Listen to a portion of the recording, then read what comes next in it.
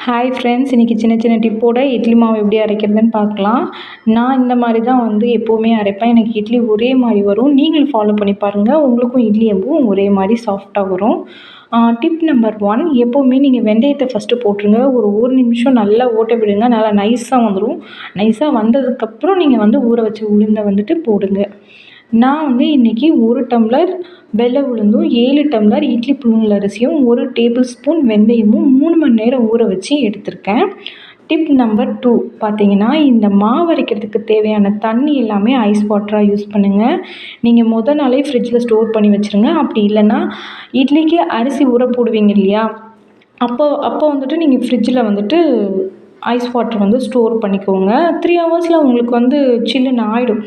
எதுக்காக நான் சொல்கிறேன்னு பார்த்தீங்கன்னா, ட்ரம்முக்கும் கல்லுக்கும் மோட்டரோட ஹீட் வராமல் இருக்கும். இதனால் மாவு சூடாகாமல் இருக்கும். உங்களுக்கு மாவு ரொம்ப நாள் புளிக்காது, நல்லாயிருக்கும். நீங்கள் ஐஸ் வாட்டர் ஊற்றாமல் அரைக்கிறதுக்கும் நீங்கள் ஐஸ் வாட்டர் ஊற்றி அரைக்கிறதுக்கும் நல்லாவே டிஃப்ரெண்ட் தெரியும். நீங்கள் ஐஸ் வாட்டர் ஊற்றாமல் மாவு அரைச்சிங்கன்னா லாஸ்ட்டாக அரிசி மாவு அள்ளும்போது நமக்கு அந்த மாவோட ஹீட் வெத வெதன்னு இருக்கும். அதனால் எப்போவுமே ஐஸ் வாட்டர் ஊற்றி அரைங்க. அடுத்த டிப் பார்த்தீங்கன்னா, சால்ட். நீங்கள் அரிசி மாவு அரைக்கும் போதே பார்த்தீங்கன்னா, அந்த மாவுக்கு தேவையான எல்லா உப்பையும் போட்டுருங்க.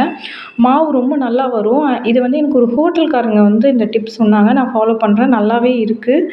ஈஸியாகவும் இருக்கும் மாவு கரைக்க. அதே போல் பார்த்தீங்கன்னா, நீங்கள் எப்போவுமே இன்றைக்கி நைட் உங்களுக்கு தேவையான மாவை மட்டும் எடுத்து வெளியே வைங்க. எல்லா மாவையும் புளிக்க வைக்காதீங்க.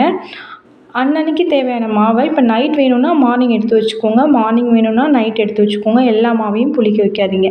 எனக்கு இட்லி இப்படி தான் வந்திருக்கு. நான் மறுநாள் ஊற்றி காட்டியிருக்கேன் உங்களுக்காக.